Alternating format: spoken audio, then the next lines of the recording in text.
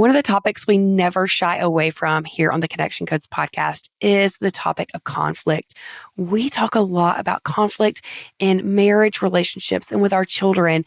And today I wanted to bring in another aspect of conflict that many of us are experiencing in today's society, and especially in this season we're in an election year here in the States, and conflict is rampant. So I'm so excited to have on with us author, speaker, dad of two, Justin Jones-Fosu.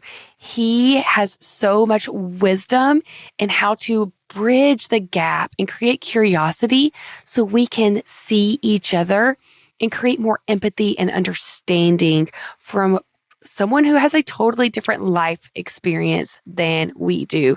This conversation has so many tips and tools and frameworks that you can walk away to build that muscle of curiosity, not just in your home, which we do talk a lot about applying this to your marriage, but also when you're in spaces where you are feeling a lot of tension because you disagree with those around you. So that is where we are headed today. I really hope you tune into the entire episode. It is so powerful and beautiful, and we're just super grateful that Justin is here.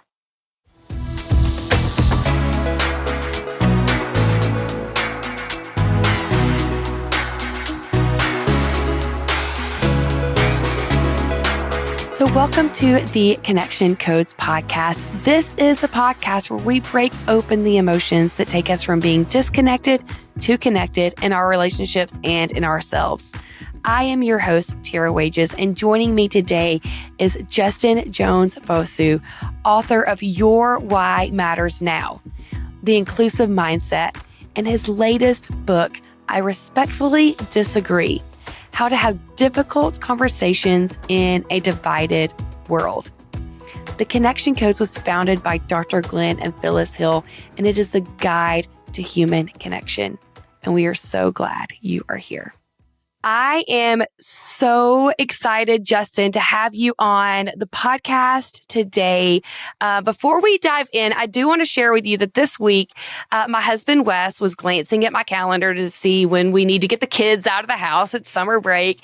And he said, "Oh, you're interviewing Justin Jones-Fosu on your podcast?" And I was like, "Yeah." He said, "I did a video for him back in do you remember this?" I do. I just looked at that video literally a couple months ago. I was going back to the old archives, and I remember Wes because we interviewed him as part of the participant. Yes. Yeah, he was like, I videoed him at UNA, North Alabama. And so I was like, I love a small world moment. That is genuinely one of my favorite things on earth, is when we are so connected, like way more than we realize that we are with other people. And so I loved that. And so I say that to say that Justin Jones-Fosu, you are a speaker, you are an author, you have so many hats that you wear. And at your heart, you speak about the language we use is seeing other people. We talk about giving identity to other people, and you bring that into the diversity and inclusion space. And I am just so excited to dive into this conversation, especially in the season we're in right now, going into an election season and year and living in such a polarized space. So can you share a little bit about yourself and how you got where you are today? For me, it starts from the foundation, and my foundation has really been my mom. My mom was my first hero growing up, and even more specifically, my first diversity and inclusion hero. And I remember, because I've been doing this work for over 20 years, and we can sometimes think more highly than ourselves than we ought to. And I remember, wait a minute, where did I get this whole philosophy of approaching it this way? And I realized it came from my mom. And so I interviewed my mom for my last two books. And she shared, a powerful story. I was like, Mom, how did you get this, right? Where did this come from for you? And my mom was one of the first Black female air traffic controllers in the Air Force. And she shared that there were some times she'd be stationed in Japan, and for 2 years, and there were some soldiers who never left base in that 2-year time frame. And she was like, Justin, I don't want you to be like that. I don't want you to never leave your home base to get to experience the beauty of people and cultures around you. And so my mom was kind of that foundation for me. And so she would take us to events that were different, right? Oktoberfest and Polish festivals and Hispanic Heritage Month events and all these things. And even though we didn't have any money, we volunteered to get in. But we also went to events that we disagreed with. And I was sitting there like, Mom, why are we here? We don't even agree with this, right? But what she was doing, she was planting these seeds of humanity. And that stuck with me. Even though I veered off and kind of confined myself to my circles of comfort earlier on, that I started realizing I wanted to come back to what my mom planted in me. And this was to leave my metaphorical home base to experience the beauty of people and cultures around me. Yeah, like that is such a beautiful concept as well, is like just planting those seeds. And we talk a lot at the Connection Codes, the tools that we use. We really apply them a lot to marriage, but at my heart, it is just to see humans well. It is to be able to live unified. And Dr. Glenn and Phyllis, our founders, their heart is if we can help homes heal, then we can heal the world. And I'm like, okay. And I think about even my own home, not just with my children, but the home I grew up in and how much we even disagree on issues. So when we're talking about healing our homes, it is so much broader than just in the marriage space. It is seeing our brothers, it's seeing our parents, and it's creating safe space to hear their stories. And that's something that you talk a lot about. And you've coined some terms that I really want you to share with our audience. And one of those is taking the exit on someone. And so can you explain what that means to our audience? Absolutely. And so it's actually the title of my TEDx called Don't Take the Exit on People. And the interesting aspect is I started understanding, because I'm a nerd researcher, and I was like, how does the brain operate as we engage people and all these kind of things? And so this kind of analogy came forward of like, say Monday through Friday, you take this exit Monday through Friday. You're there Saturday too, not sure why you're there Saturday, but you take the exit Monday through Saturday. And then one day you're supposed to go straight. But what do? You take the exit. Why? Because our brains are wired to conserve energy for things it thinks it doesn't know. So it starts moving on autopilot. And so as we consume information and content, secondhand, thirdhand information about people, our brains categorize it for future use because it wants to store energy for things it thinks it doesn't know. And so what we don't realize we're doing is right when we get to know someone and right when we engage them, we actually end up taking the exit based upon the categorization that we have built up over the years, and versus really driving forward towards some really amazing humans. And so don't take the exit. It's just an intentional challenge for us to say, hey, brain, I realize you want to take the exit on this person, but let me ask more questions. Let me dive in. Let me ask to better understand who they are and challenge the way my brain works. And so that's essentially not taking the exit on people, is choosing to hear their stories, staying curious, cultivating your curiosity, filling in the gaps with curiosity rather than conclusions. And I think we can do a better job of that. And I'm learning to do a better job of that myself. Yeah, I love that so much. This is an area of my life. If I'm being honest, like I don't struggle in necessarily taking the exit, but I struggle in being curious about these specific type of topics. Like the Connection Codes teaches us how to overcome conflict quickly. And I am pro level connection coder with my husband. I mean, we dominate life together. I'm like intermediate with my children. Like I'm getting there. Things are still not perfect, but I really struggle with that. I got into a conflict last night with my dad. We have debates over all different types of world issues.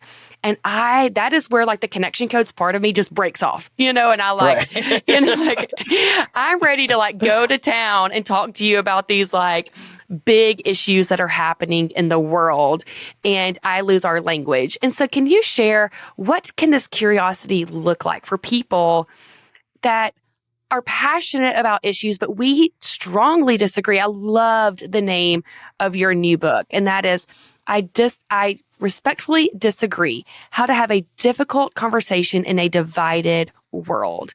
And so what can that look like to stay in that conversation? Yeah. So actually, Tera, it happens before any disagreement even occurs. And that's one of the things we created, we call the 5 pillars to make it simple, right? Now, we could have done 100 pillars, right? But in our research, these are the 5 that really rose to the top. And the number one, or the first pillar, is challenge your perspective. And that happens before any disagreement even occurs. And what do we mean by that? It means continue to exercise the muscles of learning about people and situations. So what I created for myself, it wasn't even for other people initially. I created a thing that initially was called the 6-month challenge that now was called the Circles of Grace challenge, because I realized I wasn't living up to my mom's ideals and I was confining myself to my circles of comfort. And I was like, okay, Justin, let me challenge myself to go beyond people who agree with me, who think like me, who believe like me, and let me hear the perspective of other people. Let me leave home base. And so this became a process and a systematic way for me to approach it. And so essentially every 6 to 12 months, I go to events, experiences, or I engage with people in either which I don't know a lot about or I disagree with. And it allows me to ask 2 questions. Number 1, what did I learn about these events, people, and experiences? And 2, what did I learn about myself as I experienced them? I'm not going to change their mind. I'm not going to tell them why I think this is wrong or that. Or I'm not going to say, well, I never heard. I'm going to simply just learn, to hear, to listen. And the more we exercise those muscles, the better in disagreements we are, because we've been used to listening. We've been used to hearing perspectives. And so that's why pillar number 1 is challenge your perspective is so paramount. Pillar number 2 goes into be the student. And be the student essentially means I approach it more as a learner with listening rather than lecturing. And psychologically, we all want to go in and prove our worth, right? Like, I know this, but what if we simply just chose to be our worth? And to hear the perspective of others. And so that's the way that we do it. And one last practical tool to lean into is the power of 3. So what we found in our research is that the way people listen, they generally only listen to the power of 1 or power of 2. And what I mean by that, imagine I'm talking to Wes and having a great conversation and I'm like, hey, Wes, how's your day today? Wes is like, oh, my day is great. I'm like, my day is great too. That's power of 1. If I was like, hey, Wes, how's your day today? And he's like, my day's great. Oh, what made your day great? Oh, I heard this interesting bald head guy. I remember that bald head guy. Like, that's power of 2. But power of 3 is where we go into the third level. It's like, hey, Wes, how's your day? Oh, my day's great. What made your day great? Oh, I heard this interesting bald guy. What made him interesting? And that's the thing that we often miss, not only in our homes, not only with our families, but especially with people we disagree with, because we're in that place, that tension of discomfort. And so to get out of discomfort, we want to share what we know rather than really take a posture just to listen and cultivate our curiosity. And so I encourage people to use the power of 3. And the power of 3 can help us to at least dive into the third level of the conversation. Okay, so that third level of conversation. First, what I'm hearing you say, because this can be applied. This can be applied when you're in conflict with your spouse, with your children, and it can also be applied when you're having those moments where you disagree on a specific issue, which this year, I wanted to have this conversation on our podcast because, man, I call connection coders to live at a higher level. Like we have the tools, we know how to show up and give identity to other people, but we're living in a season where it's really difficult to do that when we're operating from a fear space. And I think so many of us going into an election season, we vote from fear and stand on issues based on fear and not seeing and hearing each other. And that's what creates the division, is the fear. So the power of 3 is slowing down. I think that's the first step. That's what we always say. Our first step is slowing down, asking an initial question, and then following up with 2 more questions to dive deeper into what the person is saying. Is that correct? At least 2. So for us, it's not, there's some overachievers or like perfectionists that are going to pull out a piece of paper like 1, 2, right? But the essence is to dive beyond the surface, to dive to a place of what we call understanding. All right, because pillar 4 is seek the gray, and it's identifying what is that common ground, what is that place of understanding. So whether you're for gun rights or gun control, we both care about our families. Now, how we approach it may be different, but how do I engage this? Like, wow, like I'm glad we both care about our families, and now dive in deeper. Because conversational receptiveness, which is a body of research around how do we have these really good conversations with people, it talks about finding that common ground where you can initially start there, because people are more willing, even when we still disagree, to continue conversations with you if you start with that common ground. Okay. Is that how you would say you cultivate the curiosity within yourself? I sometimes get stuck in getting curious. I would walk into a situation, and that's a great example. Gun control versus just like the Second Amendment argument that we are all very divided in. And as soon as that issue comes up, I think our brains often get flooded with emotion over it, whether it's anger or fear or even hurt. And so then we're not thinking clearly to become curious. Do you have tips on like how to cultivate that curiosity for ourselves? Yeah, I want to go back, and I don't want to, continue to belabor this point, but that's one of the reasons that challenging our perspective before disagreements happen is so important. If you know you're passionate about an issue, if you know you're really, you get just flooded with emotions and the brain just turns off and the frontal cortex, all that kind of stuff. If you know that, then preempt it. Don't wait until those moments where you're in those conversations. And so what does that look like? In challenging our perspective, that means that I'm going to do a 6-month challenge. And I've had some transformative ones, right? I've been to seminary. I'm a Christian, but I went to one of my 6-month challenges was to better understand Muslims, right? I went to hear an Islamic person talk about the Quran, right? And a Quranic scholar. And I went to a mosque and heard these things and talked to people, right? I didn't walk out now Muslim, right? But I better understood and I had a firsthand knowledge. And there's some things I was like, oh, I got that wrong. And there are some things I was like, yep, I still disagree with that. And that's okay, because there's just some things that we disagree on. And so that has helped me to have conversations with people, right? To dive in deeper in issues that are very passionate. I mean, I remember one of my 6-month challenges at Circus of Grace now was with police officers. And I remember talking to one of the guys from my church who's a police officer. I did a police ride along in Charlotte, North Carolina, late at night. And I'm like, oh my gosh, my empathy was full. Because I was like, man, we're asking them to do way too much. I'm like, he was a security guard, a psychologist, a person who was helping with families, a police officer, and all these things. And I just had a 3-hour ride along. So I was like, oh my, but these are those moments where we take ourselves. That's why empathy is so important. And that's why study after study after study shows that empathy is one of the number one predicting factors for executives and leadership. Is how do I put myself in the position of someone else's perspective to better understand how they got there? Doesn't mean I'm always going to agree, but will I choose to better understand? So that number one thing that's the biggest tool for me is the consistent challenging our perspective, putting ourselves in positions of learning so that when we get into those spaces that we're there. Now, we can't always operate in a space of, I've already had this conversation, I've already done my research. So if we notice that our brain is being flooded, then I'd say, hey, ask to take a break, ask to come back to that. Take responsibility, say, hey, I really want to have a good, productive conversation. I realize that I might not be in the space to that. Would you be open to having a conversation about this a little bit later? Right? And I take responsibility. Because what we tend to do, even if we're both going back and forth, we blame the other person. Oh, I can see you don't really get this right now. Or you're a little bit too angry for me. No. Let us take, because the walls are going to immediately come up. Rather than, if both of y'all in that space, say, hey, I realize that I'm not as productive as I could be in this conversation. I'd love to have this conversation. I'd love to hear from you. Would you be open to having this a little bit later? That allows us to be able to press pause, take a step back, and come back to it. Yeah, I love that. One of my personal issues is that my passion can be portrayed as anger. And so when me and my dad will get into it, my mom was like, I have to leave the room. And I'm like, I'm not angry. I'm just very passionate right now. But that's not helpful. And so slowing down and taking those breaks can make all the difference in the world.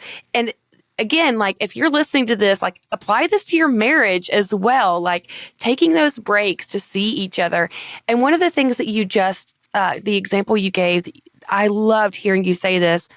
You went and you spent 6 months learning about the Muslim culture and religion and diving in. And there were some things that you changed your mind on, but there were some things you disagreed even after. You weren't going to be a changed person. But I would imagine that now when you hear stories that are happening in the Muslim society and their culture, your heart, you see them as human. Now, it's created a humanity within you where you can't help but see them. Would you say that is? Oh, I 100% agree. I mean, that's the premise of this book, of that we can vehemently disagree with someone's ideology and still passionately pursue their humanity. And we've lost the art of how do I engage the individual without engaging the ideology. And that for me has been a great thing because I see the nuance, right? Think about it, right? The more we know about someone, the more we see the nuance. Like as we get married, right? And we're with our partner and it's having a great time, we're learning, but we start to learn their nuances. We learn how they sleep, what they do, what makes them upset, what makes them angry. And we see the nuances the more time we spend with them, the more we hear their stories, the more we understand their past, what they went through in their childhood, what their relationship was with like their parents that may dictate some ways that they engage. And so, I love that the statement is that proximity breeds empathy. So the closer I am to you, the more I better understand you, the more I can have deeper sense of empathy when these conversations are happening or when I see things in society that I don't think in a monolithic way of like, oh, that's all of them. Because that's what I did to police officers, right? Situation happened. I'm like, oh, see police officers. And I had somebody challenge me, which actually led to my 6-month challenge. They posted on my Facebook page. They were like, hey, Justin, I think we need to be careful how we treat all police officers. And as I did that 6-month challenge and dove in, I was like, oh my gosh, I'm doing to police officers the very same thing I didn't want done to me. I was playing it with a broad stroke. And so I understood the distinction between police officers and the historic aspect of policing in America and how those are very different things. And so that is why I think it's so important to leave our home bases. Not that we're going to always agree, but there's certain things like, oh, my empathy just runs over for police officers now. I see them like, yo, thank you for your service, right? Because I understand they're not paid as well as they could be. They're not trained as well as they could be, and they're putting their lives on the line. And that empathy wouldn't have grown had I not taken that time to better understand. Absolutely. I think that that's such a great example because that is one of the topics that as a society we've been so divided on. And we don't divide very well, Justin, I've noticed. Like when there's a topic, we as Americans especially, we go all in. I mean, it is black or it is white and there is no in between. I mean, you could name, I didn't even anticipate you naming police officers. That's such a great example. You could drop anything. I mean, even what's happening in the Middle East right now with Israel and Palestine, as Americans, we have strong opinions about that. And we're not even there. But yet we are ready to battle each other out over something that we have no lived experience in. And so I think that that is so vital and so beautiful that you take it that step further and you challenge yourself and challenge others to actually be in those spaces and to experience it firsthand. And even in that, Justin, with you sitting in the car with the police officer and you're experiencing what you're experiencing for that hour, you can't experience what's happening inside of his body. Like his body is an even heightened state that we can never understand, or her body, I shouldn't assume just male. That is what we get to witness from other people. We are seeing the outer layer of their onion. And then when we go into their space, we get into the middle layer. But even there's something deeper happening that we still can't see, which should just promote even more empathy inside of us. That's everybody. And that's the beauty of looking at each individual as an opportunity to learn. Because everybody is nuanced. Everybody, there's a sense of gray. Our pillar number 4 is seek the gray, where instead of focusing on the black and white, we choose the gray. And what most people don't know when they look at my book, it looks like, there's half of it that's black, half of it that's white. What most people can't see, and we're very intentional about this, there's a thin line of gray in between the black and white. And it's intentional because we often don't seek the gray. We're not looking for that gray space. And partly because we want to operate from confirmation bias. We want to believe that we're smart. We want to believe that we have it all together. That's why I love Carol Dweck's work on mindset. Fascinating research and background to talk about these two aspects of growth versus fixed-based mindsets. That fixed-based mindset, people only want to do things that they're good at. They look at failure as final and they never want to be perceived as ignorant. Versus growth-based mindset, she shows, is that people, they want to do things to get better, that their only competition is themselves. And if they don't know something, they don't know it yet.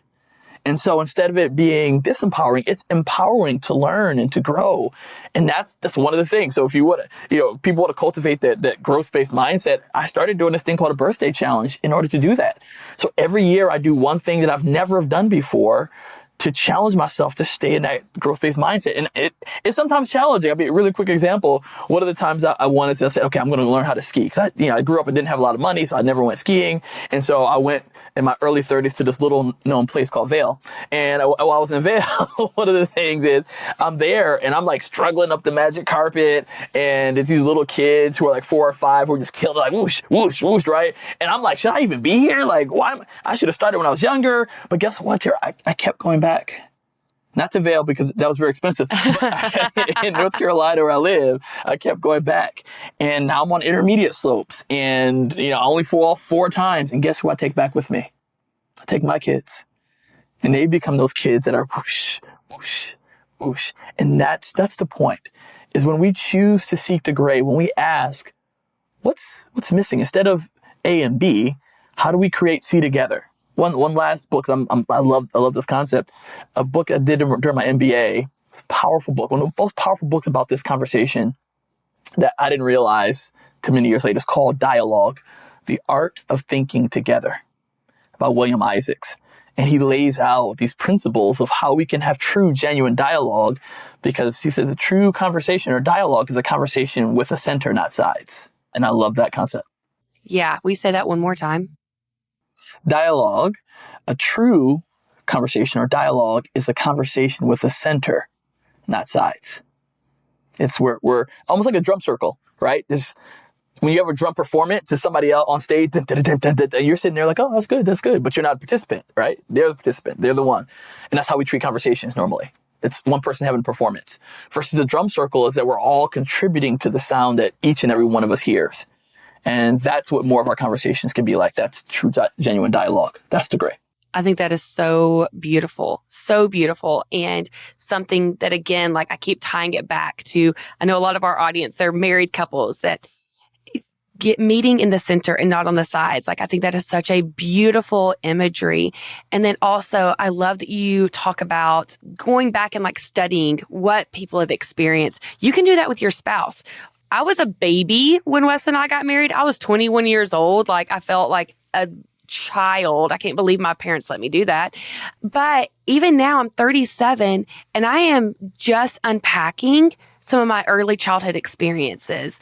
And if Wes wasn't able to tune into that, the division that would create, and also how much conflict we have in our marriage because of the experiences we had before we even met the person that we're married to. We live a whole life of really intense experiences before we get married. And now we're coming in and we're just seeing you today. But when we only see us today, that's going to create so much tension, so much conflict. But when we can actually go back, it's like, okay, what made you who you are today? Why do you react this way when this happens? When we can get curious about it, it changes everything. And I think that we've lost the art of curiosity as a society. And as a parent, I can see why, because it is hard to have curious children. It is so hard. And also, what does this do whenever I carve a knife into wood? What is that going to do? That's curiosity. They want to see how things are going to react. Like, what's going to happen if I put the whole thing of bubbles into the bath? It's going to be a giant mess. But they're curious about what's going to happen. We view that as manipulation, or we view that as them being bad. And so it's really hard. We squash curiosity early on because those are the bad kids, the wild kids. But if we could cultivate that, what kind of society could we live in? Like, we're trying to find that again. To your point of cultivating curiosity, but also going back to the 8 or 9-year-old selves. One of the things that I talked about with one of the modules in our inclusive mindset was, it's called What I Learned from the Kid on the Plane Who Wouldn't Shut Up. And so quickly, at the time I was living in Mississippi, and I remember I didn't get a lot of sleep the night before, maybe 2 hours. I may have been watching Frozen, don't judge me. But I remember I got on the plane and there's this little kid who was like 8 or 9 years old who's sitting on the window, and he had one of those signs on, like, I'm an 8 or 9-year-old kid who's traveling by myself, so don't mess with me kind of signs. And I remember I was in the aisle seat, and I was like, oh, here we go. And so I sat down and I tried to go to sleep, right? Because I was really tired. And it wasn't 10 seconds into my slumber, this little kid just starts yapping. And I'm just like, what? Come on, man. And I did what every one of us would have done in that moment.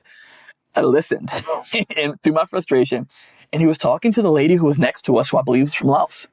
And he was asking questions like, hey, what's Laos like? And if I ever go to Laos, where should I go? And I was like, oh my gosh. And I noticed this little kid was engaged in these two powerful concepts called what I now call courageous curiosity and authentic listening. He was courageously curious about her because he didn't know, and he was framing the world around her. And my call to us is, what if we went back to our 8 or 9-year-old selves and begin to craft and cultivate the world around us? To listen like we don't know anything, right? Even to our spouses. It's fascinating. The research behind this, it says that we actually don't listen as deeply to people that we know because we fill in the gaps with things we think we already know about them. So if there's a new experience, if they say something that's out of the norm, we fill in the gaps based upon historical data, and we actually listen deeper to strangers than we would to people that we know, because we're like, oh, well, she does this. And so, so even with my wife, that's one of the things that I'm learning of, like, okay, let's treat the situation by itself. Let me understand. Let me ask questions. Let me engage in the power of 3 so I can come to a better understanding rather than filling in the gaps with my own conclusions. And so that little kid taught me so much about courageous curiosity and authentic listening, being present, right? Turning off the phone. If you're really engaging in conversation with your spouse, listening, not being say, hey, let's get away. I know the kids are running around. Hey, kids, give us 15 minutes. We're going to have a quick conversation. And then going into a space where you can actually have a conversation that's not distracted as best as you can. Those are things I think that are helpful for us to engage each other back to that 8 or 9-year-old curiosity. But we have to come to this point until we get over the fact that we think we should know. And that's the struggle.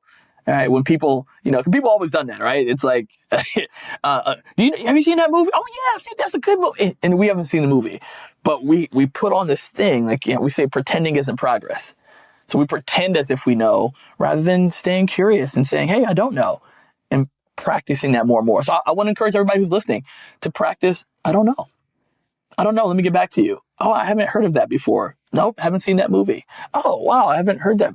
Ooh, that's one tool, a muscle that we can practice. And it's hard initially because we're like, does that mean I'm stupid because I don't know? Does that mean I'm ignorant? Rather than saying, it just means I'm curious and I'm going to be better because I learned. Yeah. I also think that there's a level of this that either we feel like we can't change our own minds, or other people assume that we can't change. And so, like, I think about when I turned 20 was probably like my first light bulb of like, oh, I believed this thing my whole life, but now I don't know if I actually do anymore. And that was like my first time that I questioned something I believed. And now the things I believe in today versus the things I believed when I was 18 are polar opposites almost. And so I think that we don't give ourselves even, I don't know, like, we don't want to admit that we're wrong in something. There's shame maybe in that. And so the lack of curiosity could be shame driven of, that's painful for me to maybe open my mind to something else because I believed this my whole life. So it's just easier to keep believing this my whole life. I think that's where our tools come in that help people identify what's happening in their bodies when those moments come up, when they could be curious, but they shut it down either from fear or shame. And so I think that's so powerful. Well, we are about to go into doing our core emotion wheel. But Justin, is there anything that maybe that we didn't touch on yet that you're like, your audience has got to know this? I know you have so many, you've coined phrases like the dotted line dilemma. We didn't touch on that yet. Is that something you want to share? I'll share quickly, and I'll kind of lead that into what I think can be really helpful for your audience and your listeners. The dotted line dilemma is simply that we fill in the dotted line. It's like, boop, boop, boop. I think that, boop, boop, boop, boop. And because I know that you, boop, boop, boop, boop. And we fill in the gaps with these aspects of conclusions. And because we do that, we often operate from incomplete information. All right. We think if we go down this dotted line that it means this, right? And that's one of the things around full acknowledgement. So our last pillar, which we didn't talk through, and it kind of perfectly aligns with the dotted line dilemma, is to agree to respect. Agree to respect. Even when people don't respect us. Think about even in relationships with your spouse, right? Like there may be moments where, hopefully they don't as often, but where they may not communicate with us in a way that's respectful or honors us. That doesn't mean we have to match their energy. That we can always agree to respect, whether in our home, outside of our home, all these places. And why is that? It is because we've challenged this premise about respect. You know, the society's definition of respect is you have to earn my respect. And we started challenging and say, well, why? Where did this come from, right? Why can't I choose to freely give it to you because it's my choice to give you respect? What we call respect the distant cousin of forgiveness, because we finally started realizing that forgiveness is not about the other person, it's about me. And so that's the same thing with respect. And so, you know, when we say, well, what if they do this? What if they say this? What if we're just called here to be seed planters? That's it. I tell the story of this. One of my former colleagues is a former skinhead, very misogynistic, very harmful views about other people. And I was very curious about like how he got in, how he got out, all these great things. And he shared as he talked about how he got out. He was like, Justin, he's like, oh, we loved when people called us names. He's like, that just fueled us, right? They were yell at us and all this kind of stuff. That's what we did it for. He said the thing that were the catalyst of change for him were the very same people he disrespected and demeaned that still chose to show him respect. He's like, those were the seeds of change. And he's like, they'll never know because they're not in my normal circles. But he's like, those were people that I started saying, well, this doesn't compute. But these people that I'm spewing hate towards, they're still respecting me. And so I say to people, what if we're just called to be seed planters? What if in that one moment with your spouse and they're really upset and angry and they may say some things that they don't mean, and you know that we don't have to match their energy, and just know that, you know, you're going to plant the seed of kindness. You're going to plant the seed of hope. You're going to plant the seed where they feel they can cross the bridge, because this is what ends up happening. We often react to that in our core, and then we blow the bridge up.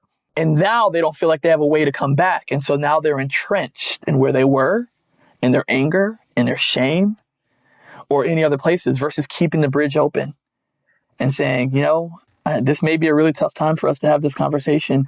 I'm open to us coming back to it. Right? But it's always our power to respect. And I'll leave you with this last statement, because in our society, this whole concept of open-mindedness has been really big. You just got to be more open-minded. You got to be more open. And yes, there are moments where we should be open-minded, but there's things that you and I are very close-minded on. And so it's not always just about being open-minded, but this is the heartbeat of what I'm saying. Even when we're closed-minded, we should always stay open-hearted. We can do both. We can engage the person, we can bridge the divide, and we can show true, valuable, vulnerable respect to others simply because they're a human being. I love that so much. And that is the core of what our heart is as well. Yeah. And talking about, you know, leaving the bridge open, we talk a lot about creating safety for other people and making sure that our partners feel safe with us. And we do that through, we call it the ooh. We just ooh each other. Ooh. And so, yeah. And so when Wes is sharing with me, I'm really hurt by you because you did this, just like recognize like, ooh, yeah. I get that. Yeah. Or so often we become defensive or we try to fix the situation. And the ooh is what helps us stay open and validate the other person's feelings and experience without trying to dominate or disregard their experience. And and so we're about to do that with each other by doing the core emotion wheel. And our core emotion wheel, if this is your first time listening, is the 4-minute tool that Dr. Glenn and Phyllis, our founders, created to help us learn how to identify and process the emotions that are firing in our body. And so as Justin and I are talking, we're talking about moments that tend to have so much emotion in them.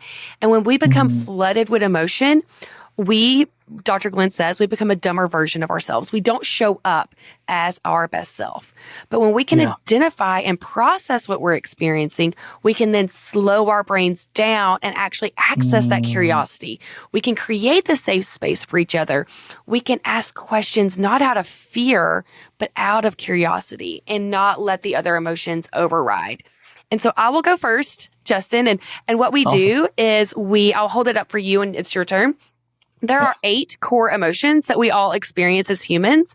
They are found in the 5 neural regions of our brains, and we experience these every day. I will share my most recent time or a big time. I want to for me, there's a lot in this conversation. So mine for this may not be a recent emotion that I've experienced, but a big one in regards to this conversation. And I have anger. Over the polarization that we as a society have created, that it is hard to even have a conversation with each other because we are so divided. And I'm angry at the role of media and the people over us that have driven and poured gas on that, where the rest of us have just struggled. I just have so much anger for the society we've created. I have shame over my own anger, the times that I have reacted and not gotten curious, the times that I really struggle with that slowing down aspect, especially with the people that are close to me. I love that you talked about that I have shame that I don't slow down and see them better in those heated moments.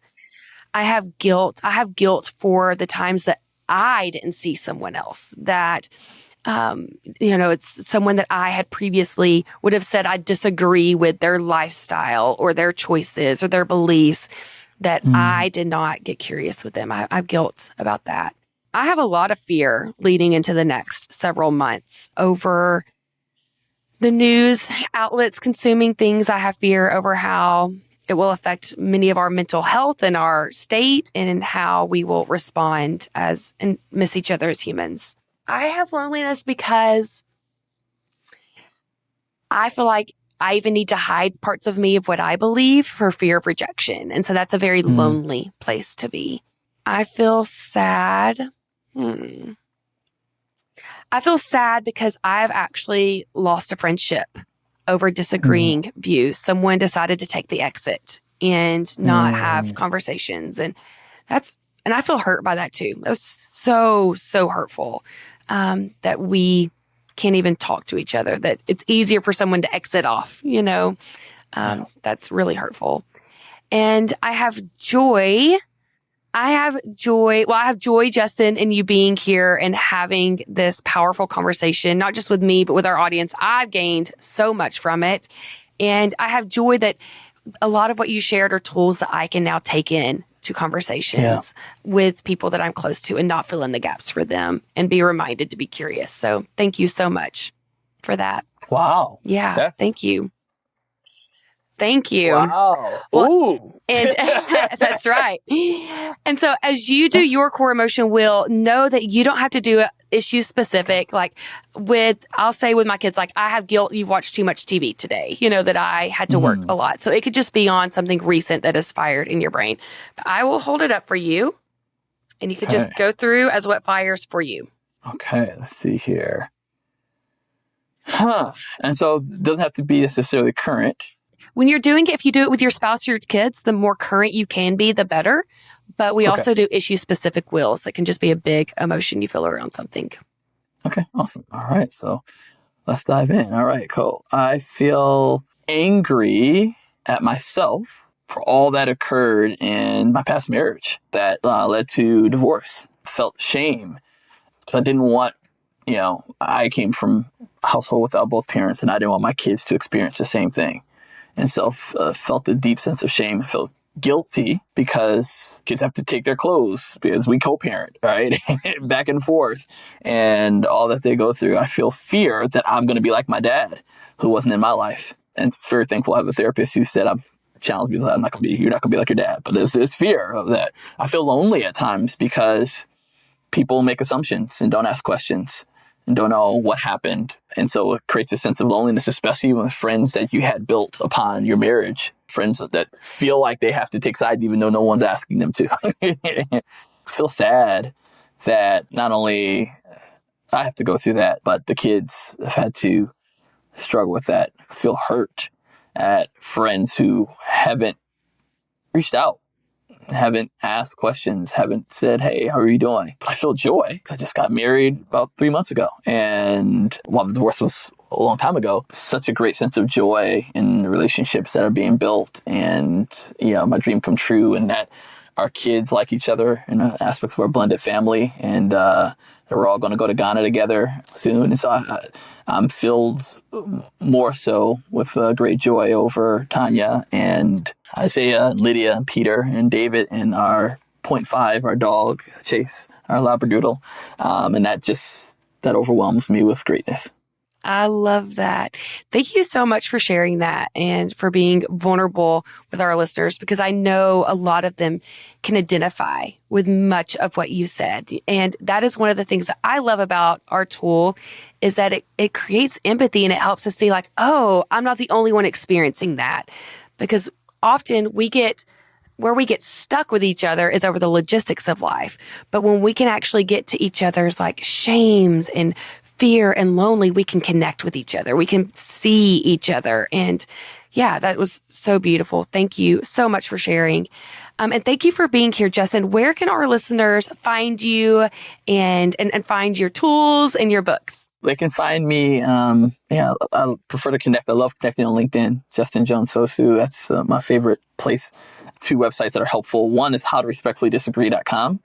Where you can dive in deeper. We're actually getting ready to launch our respectful disagreement quiz so that people can better understand where they fall on respectful disagreement or disrespectful disagreement and or disrespectful agreement, which we didn't talk about. That's been a really big thing in marriage, disrespectful agreement, and as well as workmeaningful.com. So those are the places, workmeaningful.com, howtorespectfullydisagree.com, and on LinkedIn, Justin Jones-Fosu. Okay. We will link all of those in our show notes if you want to dive deeper into this education and learning. I am going to challenge myself to do that. And I challenge you to, especially knowing the season that we are in as a society. And so it is such powerful work that you're doing. And thank you so much for being here. Thank you to our listeners for staying. I encourage you to share this episode with your friends, send it to your family, be like, oh, we've missed each other in this area. Let's try again. Let's try to reconnect in a new and different way from a place of curiosity. And as Dr. Glenn and Phyllis always say, we do this because you need this, you deserve this. Let's do this.